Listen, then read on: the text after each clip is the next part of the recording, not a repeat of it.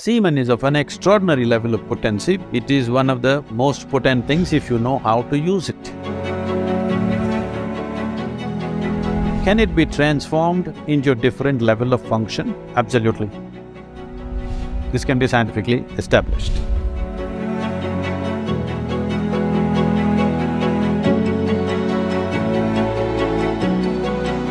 How important is a man's semen for physical, mental and spiritual well-being?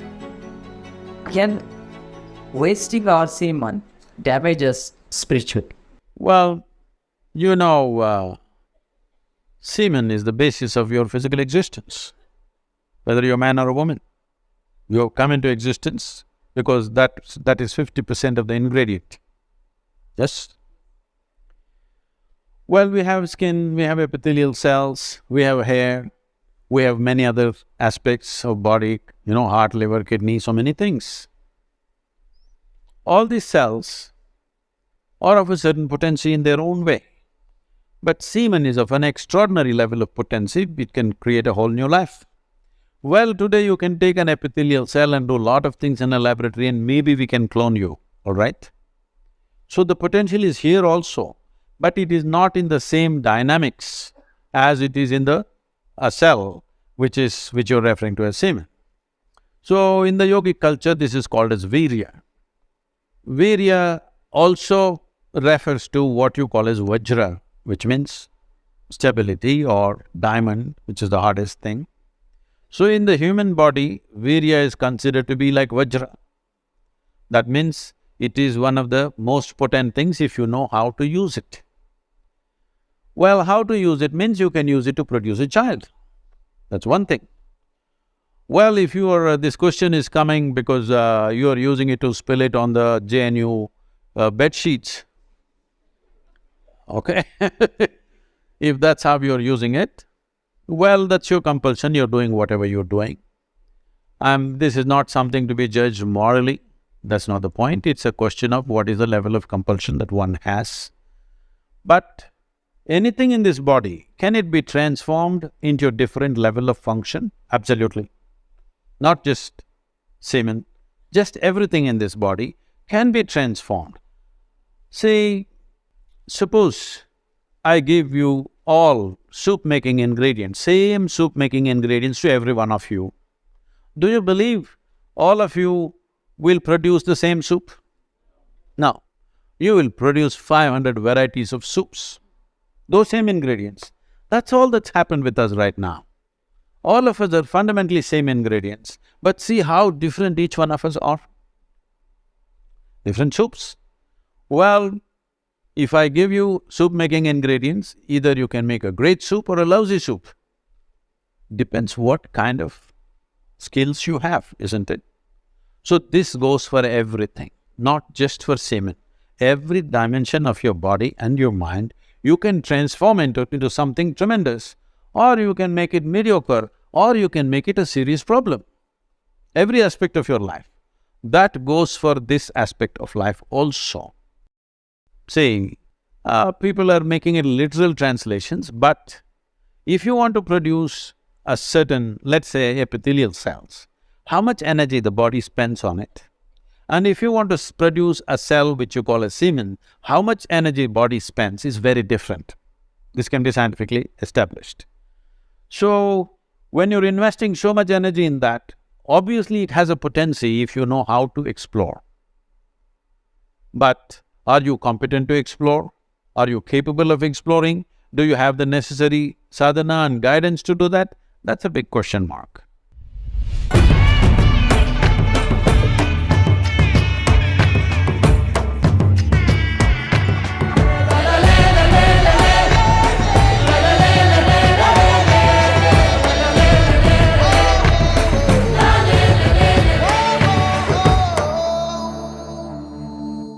When people say that they are in love, they think they are in unconditional love. But still, in most of the cases, it's not working. It doesn't lead to happiness. So Sadhguru, when is unconditional love truly possible? See, when you say love, your experience of love means you feel certain sweetness of emotion within yourself. Either by looking at this person or this person or this person, we don't know who stimulates this in you. It doesn't matter who helped you, but essentially it happened within you, isn't it? Yes? Did it happen only within you or was it in the air? I'm trying to clear this air. Combination of both. Really? It was in the air? No, it only happened within you. Maybe what was happening within you was so exuberant, you saw it everywhere. You're in love, you thought the flowers bloomed for you, the birds are singing for you, the clouds are moving for you. Huh? All right, I don't want to destroy all the romance, okay? But essentially it's happening within you. It's wonderful that you're experiencing such sweetness of emotion, stimulated by somebody. You are using the other person as a key to open up an experience within you, essentially. I'm asking you, why are you using a key when there is no lock, when there is no door, when there's no any kind of barrier? It is just that you are a push-start machine. You know what's a push-start machine? If you have owned an Ambassador 25 years ago, always you parked it on a gradient like this, because morning, two people have to push it. If you park it like this, nobody will come, your family will not come out of the house. If it's like this, somebody will come and push it. Now all the cars are self-start, many of them remote start. What does it mean? Technological upgradation. You are an institute of technology, all right? I'm asking, would you like to upgrade your technology that you are on self-start? If you wake up in the morning, you are overflowing with joy and love and exuberance by yourself. You don't need anybody to stimulate you. Would you like to be a self-start machine? Then you must come to me, huh? Whoever is right now doing the love in the air, it's fine with them, you don't have to tell them anything, you say, all right, it's okay. But it's very important you're a self-start machine, otherwise, after some time, you try to extract happiness from the other person. That is when these love affairs become tedious and horrible, because you're trying to extract happiness from the other person. No, life should be like this. When it comes to joy, when it comes to love, when it comes to exuberance of life, you must be the source of this, isn't it? You must be the source of this. Well, other things are shared in life. There are two ways to enter into a relationship. One way is because you want to extract something from somebody. Another way is because you want to share something with somebody. These are two ways. If you're out to share, your life will be good.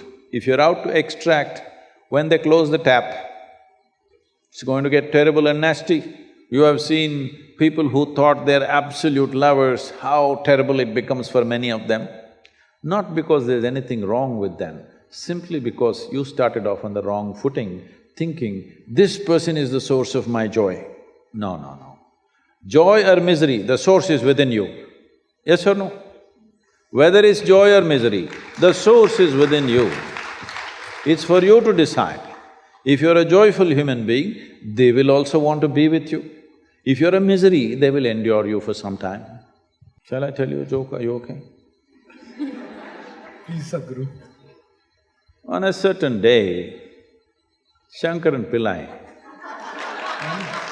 what happened?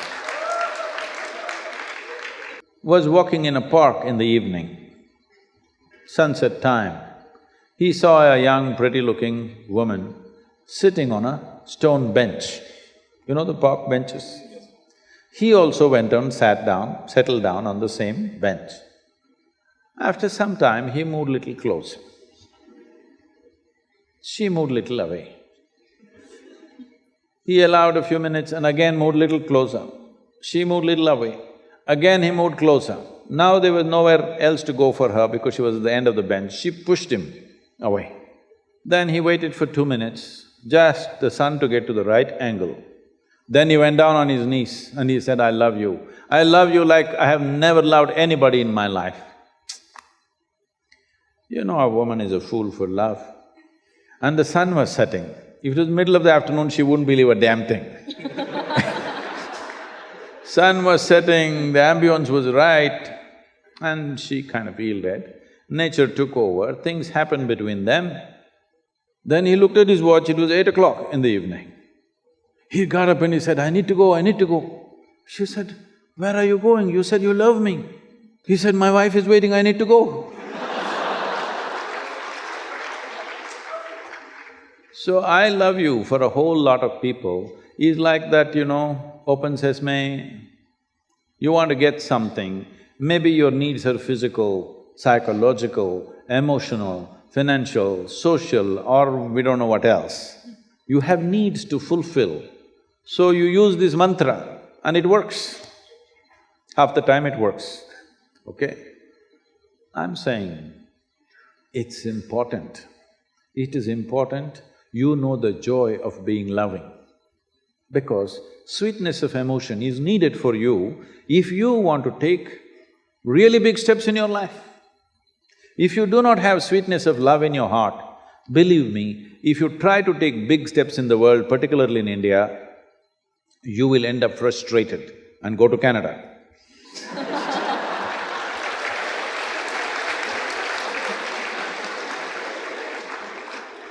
In Canada, you meet only moose in most of the countries, so it's okay.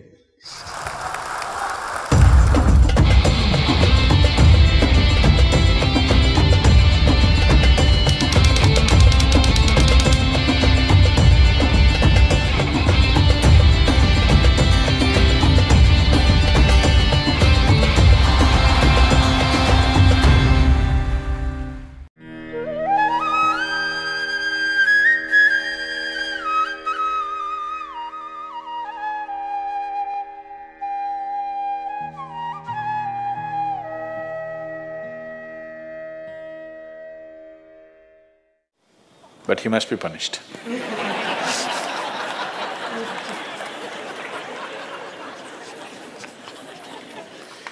Either by you or somebody, he must be punished.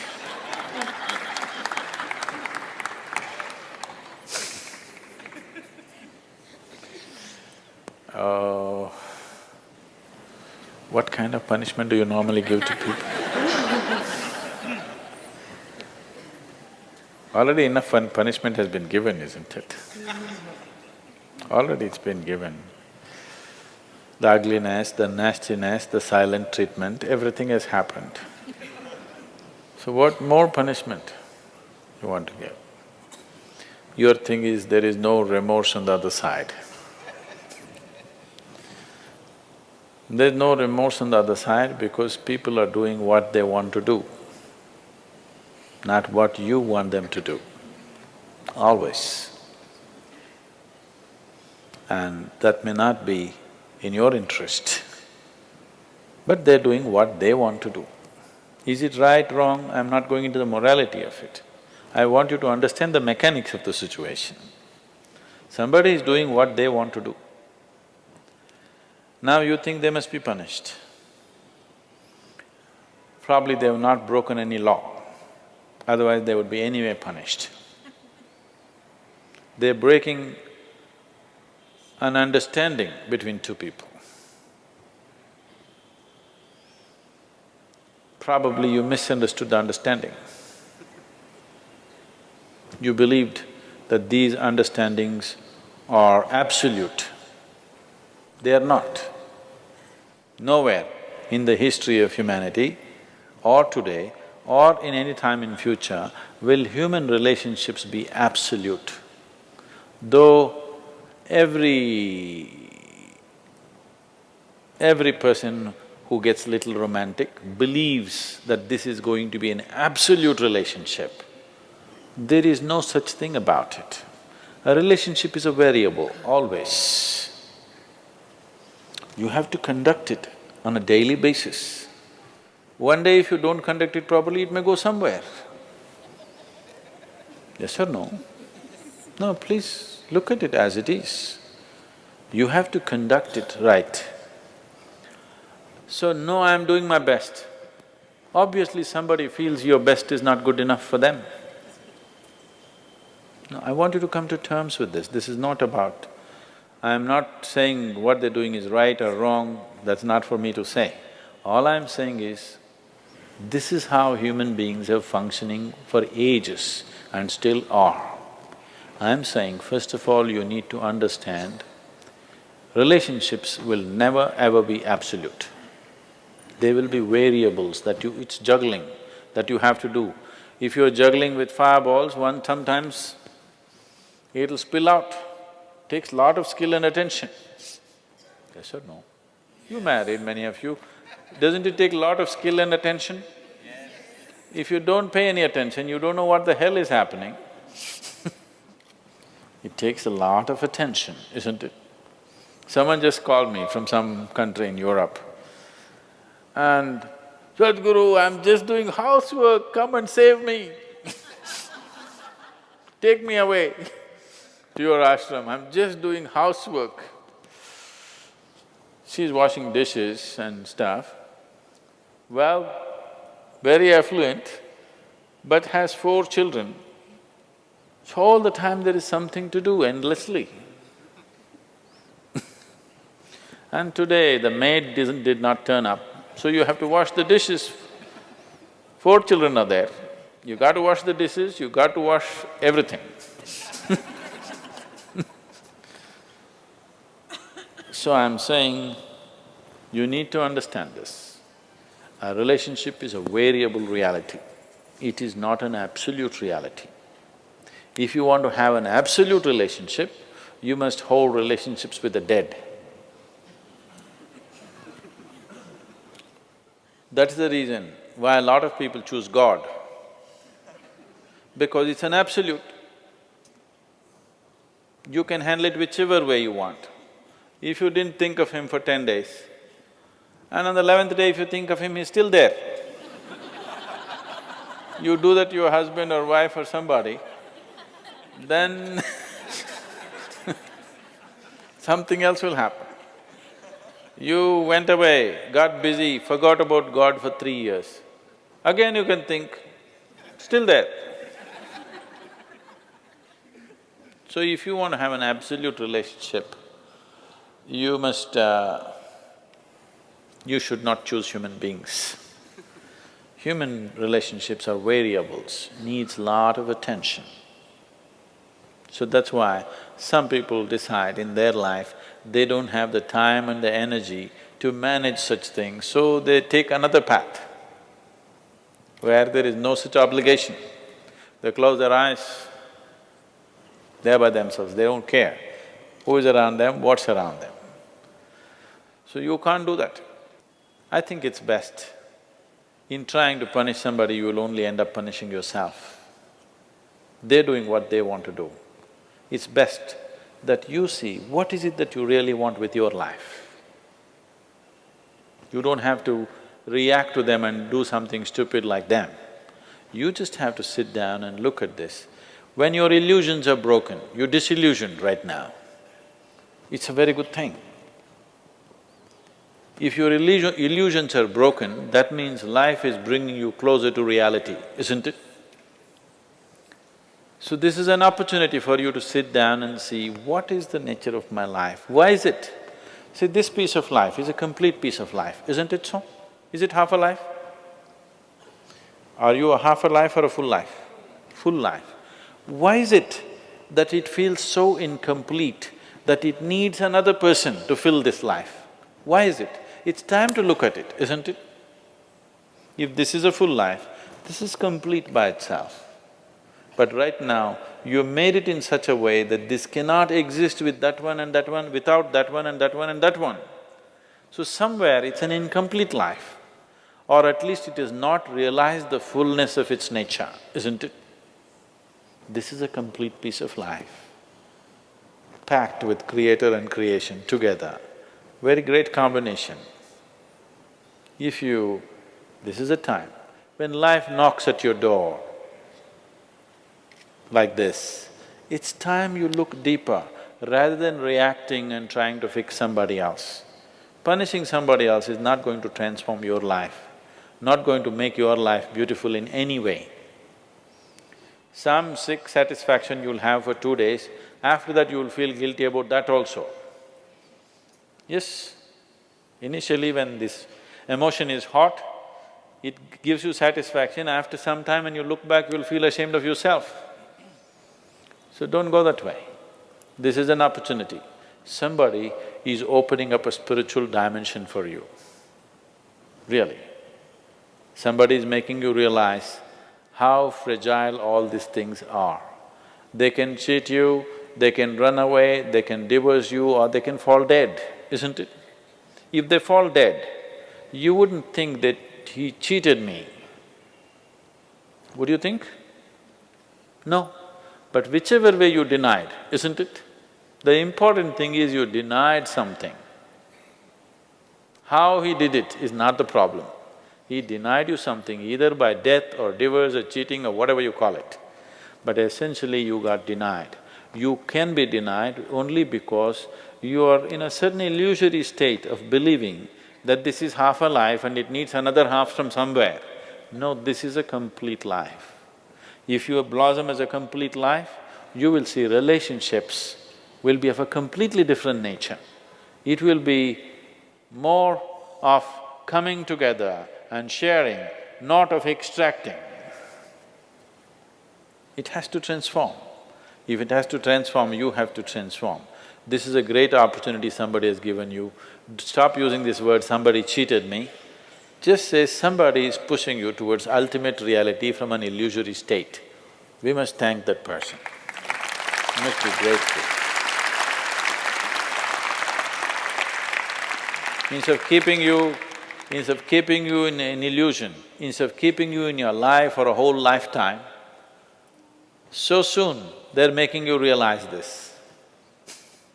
Otherwise you will know this at the time of your death. Yes. You'll know at the time of your death, when you're dying, I'm scared, why don't you come with me? You'll say, no. So at that last moment, instead of knowing, it's better to know now.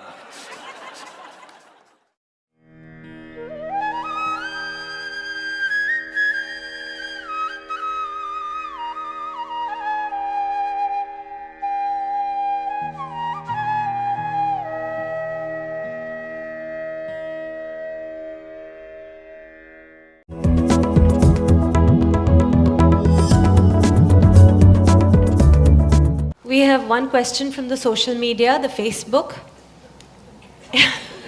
Amit Madan wants to know, in this materialistic age, the real feeling of love is disappearing from our life. Most of the love we receive from others and express to others is superficial. How can we reinforce the real feeling of love in our own life and in others? Forget about others.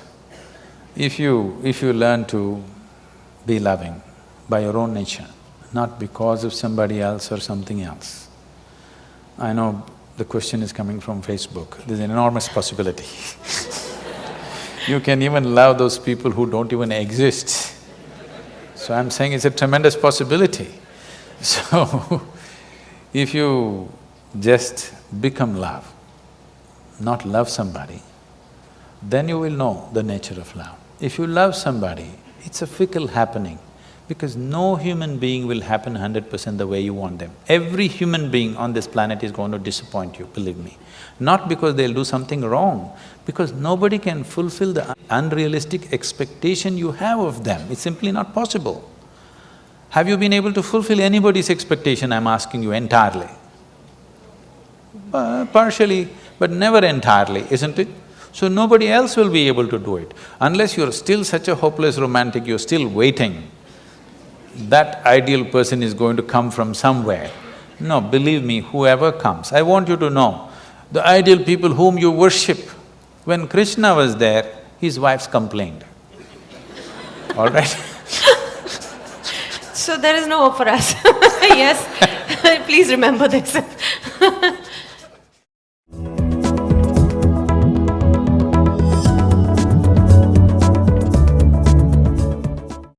Whichever way you judge me has absolutely no impact on me because I'm completely stoned. I have not given this privilege to anybody, that somebody can make me happy, somebody can make me unhappy. Any moment we could be doing something wrong, so we listen to everybody. But what they say will not determine how I am.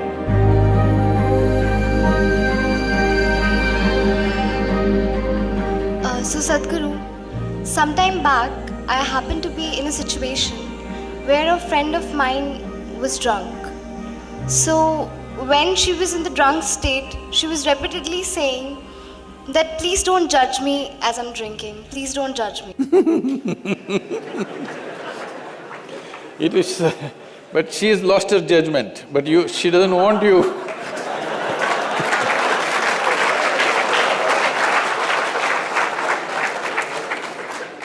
So my question is, whether it is alcohol or not, in life, why are we so apprehensive about being judged by others?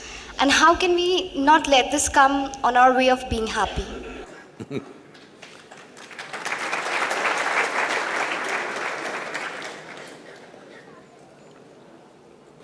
Look at me. See, I'm always stoned.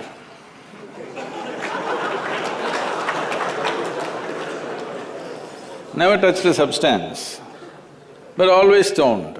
You can judge me whichever way you want.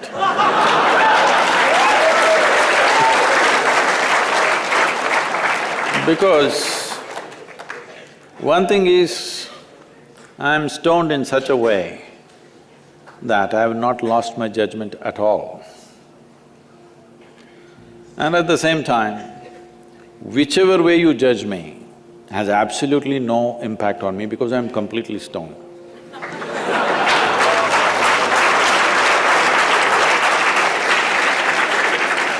Having said that, why this consumption of alcohol and drugs is growing the way it's growing in the world is, this is because the heavens have been collapsing. Yes, I was in Bangalore just 3-4 weeks ago. There were over 8,000 people doing a 2-day program with me. And just casually I asked, how many of you think you will go to heaven? Only 5 hands went up. Then I asked, are you all the hell people? No, it's just that both heaven and hell have collapsed in people's minds. This is the first time in the history of humanity that this many people in the world can think for themselves. Otherwise, your priest, your mullah, your pandit or a book was thinking for you. The first time that so many people can think for themselves. Are they thinking right, thinking wrong? There are many issues about that. But they're thinking right, thinking wrong, but they're thinking. So all illogical things are naturally collapsing. Still, this generation has not fully walked away from it, still there is fear. They can't openly say, there's no goddamn hell or heaven. They're still fearful about it, but they're trying to make a little heaven for themselves here. So, hey, wait. So naturally, when they're not able to do it for themselves out of their own intelligence, they will fall back on chemicals.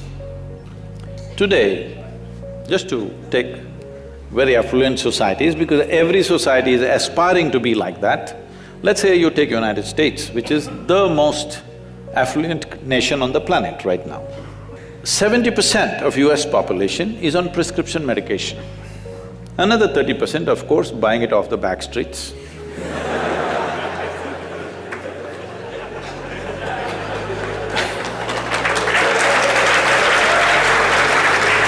Most affluent nation, obviously affluence is not working. To be healthful, you need chemicals. To be joyful, you need chemicals. To be peaceful, you need chemicals. To be ecstatic, of course, that is ecstasy. So, I'm not even looking at it morally. It's never a moral issue for me. If 90% of this population right now is on chemicals, believe me, the next generation that we produce will be a generation which is much less than us. If we produce a next generation less than ourselves, we have committed a crime against humanity. Because the next generation must be at least one step ahead of us, otherwise we've lost it. We've lost the entire process of civilization when we produce a next generation which is actually less than us. So, we are heading towards this rapidly unless we teach individual human beings how to simply sit here and be blissed out. Stoned enough or no? Just look at me. But am I conscious enough, alert enough, clear enough? If there was a way to intoxicate yourself without losing your judgment, without losing your awareness, without losing your intelligence, it's a great thing. Intoxication is a fantastic thing. Only problem is, it takes away your judgment, it takes away your intelligence, incapacitates you. That is the problem, isn't it? Is it true? Ask anybody, you're not in the medical sciences, but ask anybody, is it true that this body here is the greatest chemical factory in the universe right now? The universe that we know at least? Only problem is you're a lousy manager. If you know how to manage this, you would be like me, always blissed out. Anybody can say what they want, anybody can do what they want. This is like this only. Because I have not given this privilege to anybody, that somebody can make me happy, somebody can make me unhappy, somebody can make me miserable. Right now, you are a consequence of other people's opinions. Where do you plan to go like this? Anybody can ruin you. You went outside, somebody told you, Shreya, you are the most wonderful human being we have seen. Then you were floating on that cloud, what number?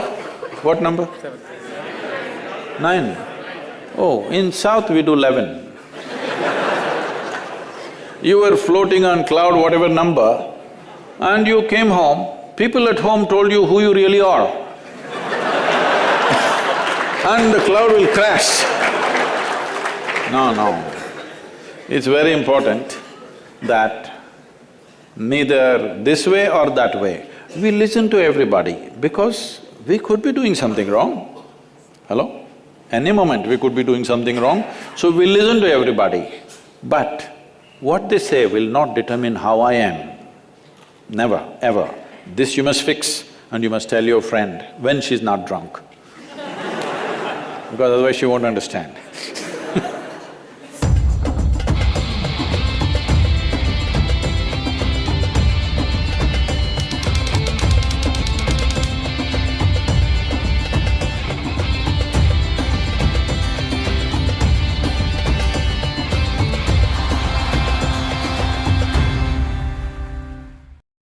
When will you learn how to handle my thought, how to handle my emotion?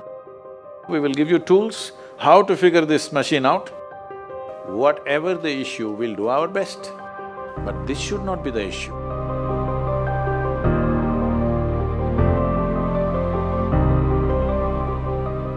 In life, there are many phases where we feel that we are depressed, we are lonely, and when everybody is against us, and there is no one to, guide us or talk about it. So at that moment, how should we handle it or how should we deal with it? See, this is an unfortunate condition that a whole lot of human beings are in their experience. In their personal experience, life is like me versus the universe. Being in competition with the universe is a stupid thing to do. That's not a competition you must get into. Hello? Me versus the universe is a bad competition to get into. Would you also agree with me? So, this is why yoga. Yoga does not mean twisting and turning your body. The word yoga means union. Right now it's me versus the universe. This is just your psychological condition. This is not the reality. Even when you feel utterly lonely, are you still breathing? So you're transacting with the world, isn't it? Yes? You only can't get along with the people around you, but the atmosphere is okay with you, food is okay if it tastes good, water is okay. You have transaction with the world, isn't it?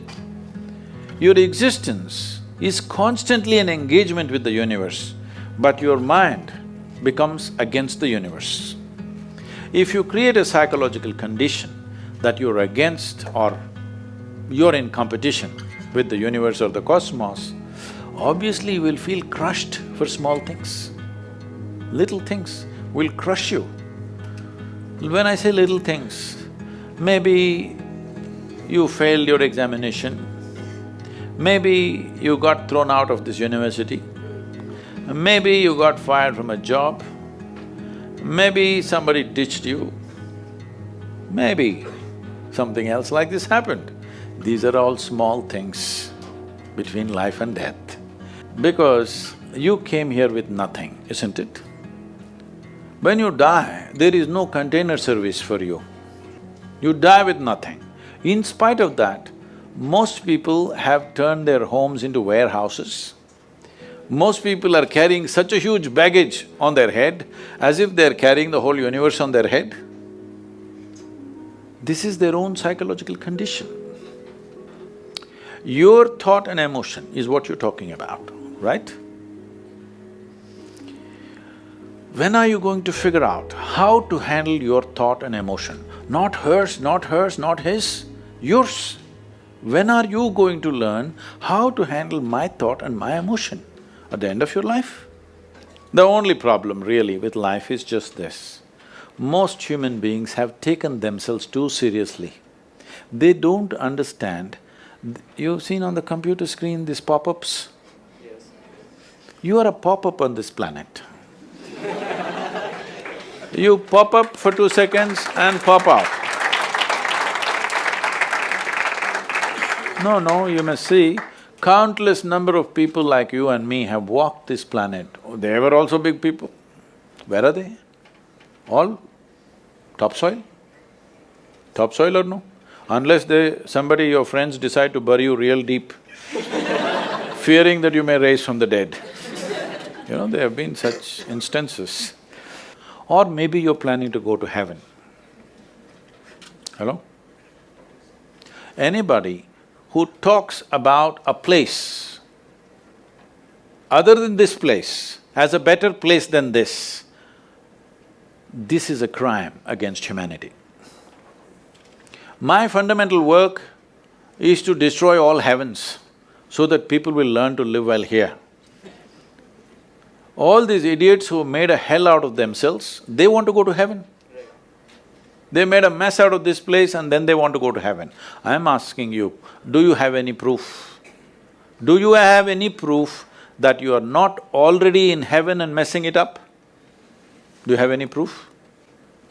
You're already in heaven, making a mess out of it.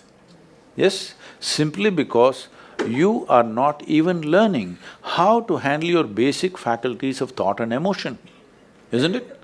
Your only justification is, everybody is like this only, that's how it is in a madhouse.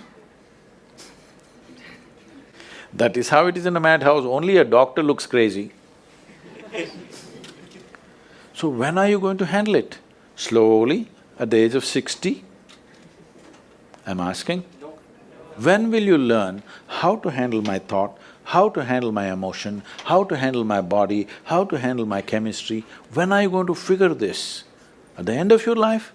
Because this culture has grown, when to do spirituality means when you're 70, when you're no good for anything else.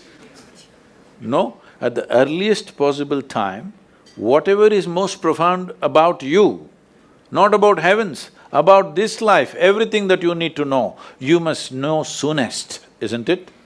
Only then you will live a sensible life.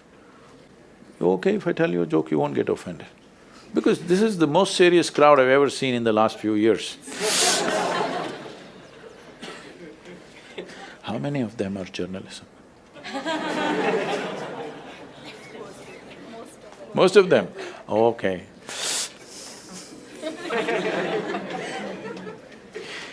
This happened. Shankaran Pillai, when he was in Paris, was married to a French woman. One day, it was their anniversary, first anniversary. So she invited a bunch of friends and she wanted to cook something really fresh, everything fresh. So from morning, she was driving him to this market, that market, he got this fresh vegetables, fresh meat, fresh chicken, this, that, everything. Then in the evening she said, because the French have this, snail appetizer, she said, go to the beach and get some snails, fresh, and I will make some appetizer for all the friends who are coming. So Shankaran Pillai went to the beach and he was picking up all the snails and putting it in a bucket. Then he met an old friend, an Indian guy. They hit it off and they were talking about their old times. He just forgot that he's married. You know, when you meet old friends, it happens. And both of them went to a bar and they had a few drinks and he just forgot. Then he realized, then the snails were just climbing out and one snail fell out of the bucket. He realized, oh my God, I'm supposed to take these snails, my wife, French wife, she's waiting. So he said, I need to go, and he went. By then it was already very late. He went, he knew it's not going to be pleasant. So he came near the house and spilled all the snails on the ground, threw away the bucket and went and knocked on the door. The French fury came. He turned back and said, come on you guys, we're almost there, come on, let's go.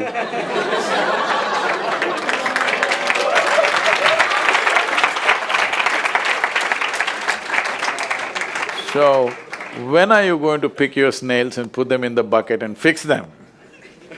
Huh? Your problems, you must fix them, isn't it? These are not problems. I want you to understand, you are not suffering your life. You're only suffering two fantastic faculties that only… It's a privilege of being human that we have these two fantastic faculties. One is, we have a vivid sense of memory. This is because of this memory our life is so rich, unlike any other creature. And we have a fantastic sense of imagination.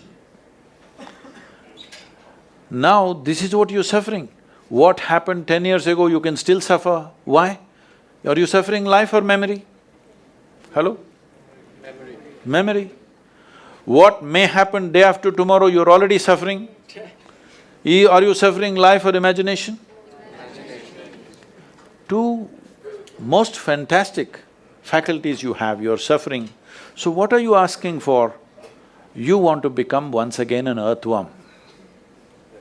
An earthworm is a very eco-friendly creature, I have nothing against it. But it took millions of years of evolution to get you this size of brain, and now you're suffering it. If we take away half your brain, of course you will sit there without any anxiety, without any suffering, peacefully. What we need is, we need to remove your brain, because you're suffering your own intelligence. Yes or no? Because we gave you a very complex machine, you have not bothered to read even the user's manual. You want to just blunder around. No, young people, it's time you figure out a few things about you. If you don't know how, we will give you tools, how to figure this machine out. Because in your life, many issues will come. More issues come up in your life means you're living a more active life. Nothing came up means you're not living. Yes? Lots of issues every day. I have the maximum number of trouble going on in my life on a daily basis. Because so much of activity around the world, global level of activity only with volunteers, okay? Volunteers means nobody is qualified for the job and you can't fire them for inefficiency and they love you, what to do?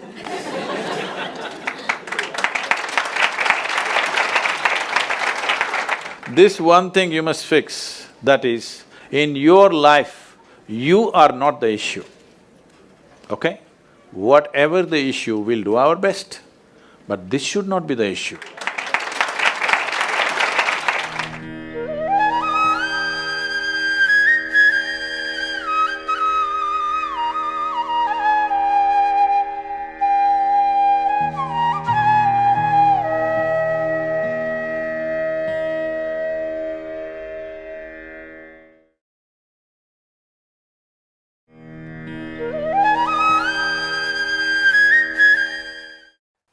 Sadhguru, what are your views on adultery? How does it affect one spiritually? If there is no love in your heart, you are anyway an adulteress. For convenience and comfort, if you have given yourself to any aspect of life, not necessarily a man or a woman for that matter,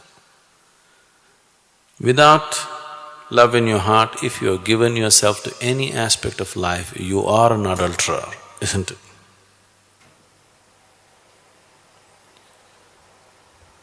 So am I against adultery?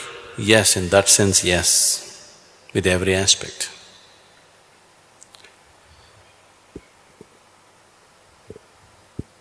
But if you're talking about what is considered socially as adultery, it is individual, and for every action that you perform, there is a consequence. Most people I know, they are not willing to face the consequences when they come.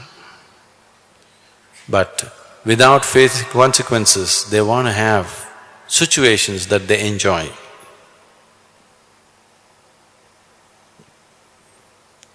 Then anybody who is not willing to joyfully accept the consequences that come to them for whatever actions they perform is just a fool. And a fool is somebody who is against himself in so many ways. Anybody who works against himself, anybody who turns himself against himself or herself against herself, what shall we say about them?